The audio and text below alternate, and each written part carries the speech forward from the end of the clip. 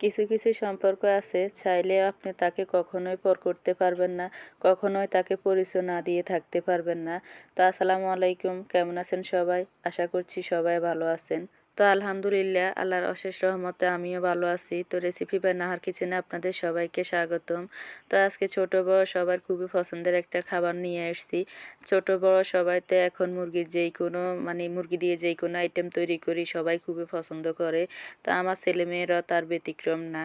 তা আজকে চিন্তা করলাম তাদের জন্য চিকেন তান্দুরি তৈরি করব। তো সেই জন্য আমি এখানে নিয়েছি হচ্ছে মুরগির যে লেগ পিসটা আছে, লেগ পিস 4 পিস নিয়েছি। আমরা মানুষের সংখ্যাও কম, তো সেই জন্য একটু কমাই করব আর কি। তো যাই হোক, মুরগির মাংসগুলো আমি ভালো করে একটু আঁকে নিচ্ছি আর কি। এগুলো আঁকি কি এগুলো ছুরি দিয়ে একটু আঁকি দিলে মশলাগুলো ভালো করে ঢুকবে বা খেতেও ভালো লাগবে। এখানে এখন আমি দিয়ে দিব হচ্ছে সাদা গোলমরিচ, কালো গোলমরিচ দুইটাই মিক্স করা 1 চামচ দিছি। তারপর জিরার গুঁড়া আধা চামচ, তারপরে হচ্ছে চাট মশলা দিচ্ছি হচ্ছে আপনার আধা চামচ।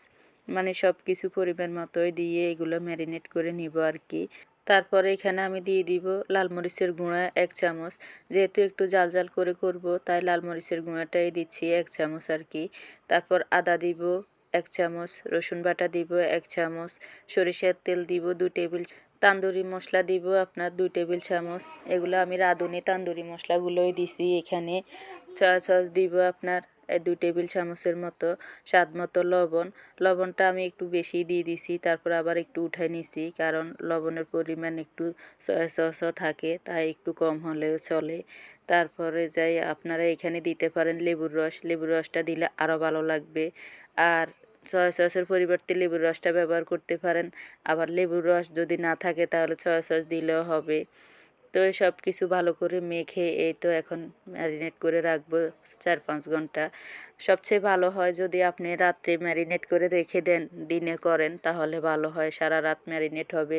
তো এগুলো এখন আমি ফ্রিজে রেখে দিছি 4-5 ঘন্টা ফ্রিজে থাকুক এগুলো। এই পাকে আমি আবার যেই বিকেলবেলা পরোটার এগুলো তৈরি করতেছি আর কি, পরোটা বানাচ্ছি যেহেতু এগুলো সন্ধ্যার নাস্তা হিসাবে খাবো। তো এইখানে আজকে আপনাদের সাথে 3-4 রকমের পরোটার বাঁচটা দেখাচ্ছি। খামির কিন্তু একই, আমরা যেরকম আটা করি আটা দিয়ে সেরকমভাবেই করলাম আর কি। তো এইখানে চারকোনা পরোটা বানালাম, আবার লাচ্ছি পরোটার মতো এগুলো তৈরি করতেছি।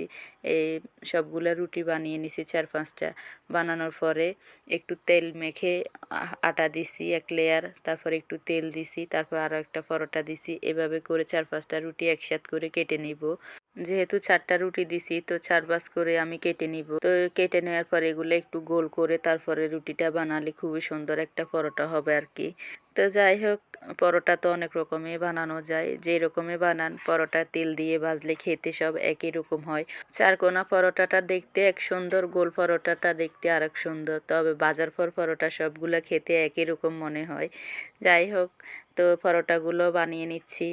এই ফাঁকে আবার যেই ইয়েগুলো ম্যারিনেট করতে দিছি, লেগ পিসগুলো, এগুলো ম্যারিনেট করা প্রায় শেষ হয়ে গেছে। তো এগুলো এখন ফ্রিজ থেকে বের করে একটু উল্টে পাল্টে একটু আপনাদেরকে দেখাচ্ছি। তারপর আজকে আমি তান্দুরিটা করব হচ্ছে ওভেনে।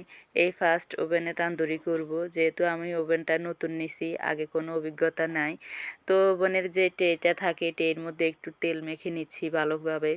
বেশ ভালো তেল দিছি, দিয়ে এটা ভালো করে মেখে নিচ্ছি।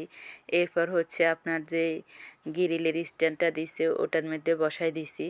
তেলটা স্ট্যান্ডে দেওয়ার উদ্দেশ্য হচ্ছে এটা যে এই মুরগির ইয়ে থেকে যে জলগুলো পড়বে বা মশলাগুলো পড়বে যাতে টের মধ্যে একদম পুড়ে না যায়।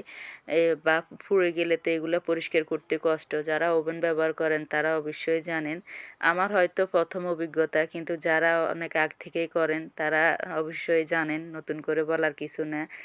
তো এই তো ট্রেই তারপরে স্ট্যান্ড দুইটায় বসাই দিছি, এখন 205 ডিগ্রিতে 1 ঘন্টার জন্য দিছি। তো ওভেনে লেগ পিসগুলো দেওয়ার পর এই তো পরোটাগুলো নিয়ে এসেছি ভাজার জন্য। এদিকে একদিকে একটা দিচ্ছি আর কি তাড়াতাড়ি করার জন্য। তারপরে এগুলো রেডি করতে করতে রাত্রে আপনার 8টা বাজে গেছে। খাইতে খাইতে হচ্ছে আপনার 9টা এরকম আর কি। অনেক লেট হয়ে গেছে যেহেতু সন্ধ্যার নাস্তা হিসাবে করতেছি। তারপরেও সব কিছু রেডি করা অনেক কষ্ট। যে একটা খাবার আপনি তৈরি করতে গেলে কত কষ্ট। খেতে কিন্তু 10 মিনিটও সময় লাগে না। আপনি ঘন্টাছে ঘন্টা তৈরি করবেন, খাওয়ার সময় দেখা গেছে আপনার আধা ঘন্টা 1 ঘন্টা সময় লাগবে এরকম। অনেক সময় আধা ঘন্টার কমও সময় লাগে। তো যাই হোক প্রথমে আমি পরোটা লাচ্ছি পরোটাটা ভাজি করে নিচ্ছি। তারপর হচ্ছে চারকোনা পরোটাটা দিয়ে দিচ্ছি। তো সবগুলো পরোটা একই হয়েছে খাওয়াতে, যেহেতু আটাটা একই রকম খেতেও স্বাদটা একই রকম হয়েছে, অনেক ভালো হয়েছে আর কি। আর যেহেতু তান্দুরি করব, তান্দুরির সাথে যদি পরোটা না হয় তাহলে তো আর হয় না। আমরা সংসারী মায়েরা হচ্ছে সন্তানদের চাহিদা অনুযায়ী যদি কোনো কিছু তৈরি করে খাওয়াতে পারি তাহলে অনেক খুশি, অনেক ভালো লাগে। আর বিশেষ করে আমার কাছে এমন মনে হয় আমার সন্তানরা যে সময় যেই খাবারটাই খেতে চায় আমি সাথে সাথে করতে চেষ্টা করি, কারণ তাদের আবদার তো থাকবে মায়ের কাছে বাবার কাছে, সব সন্তানদের একই। তো আমিও চেষ্টা করি এখন তাদেরকে খাওয়াতে। দেখা গেছে কোনো এক সময় আমি খাবারগুলো তৈরি করব খাবো, তখন আমার সন্তানরা আমার পাশে থাকবে না। আছে আমার মা এখন এমন করে যে কোনো খাবার তৈরি করলে সন্তানদের কথা যখন মনে হয় হয়তো খেতেও পারে না বা সবাই একসাথে হলে খাবে এই আশায় থাকে। তো আমিও সেরকম। যাই হোক কথা বলতে বলতে আমার পরোটাগুলো বানানো হয়েছে, তারপরে এই তো তান্দুরিগুলো আবার ওভেনে এগুলো উল্টে পাল্টে দিলাম আর কি। তো এই 1 ঘন্টা পরে এগুলো খুব সুন্দর করে কুক হয়েছে, মানে এত সুন্দর হয়েছে ওভেনে। আর স্বাদটাও একই রকম ছিল। আমি মাঝে মধ্যে চুলাতে করি, তখন গ্যাসের চুলায় করি, তখনও খুব মজা হয়। ওভেনে করার পরও স্বাদটা একই রকম হয়েছে। আমার নাফিস কি খুশি দেখেন, মানে তার খুশি দেখলে আমরাও খুশি। তো এই তো পরোটাগুলো যে বানাইছি খুব সফট হয়েছে, তারপর আপনাদেরকেও দেখাচ্ছি খুবই সুন্দর হয়েছে।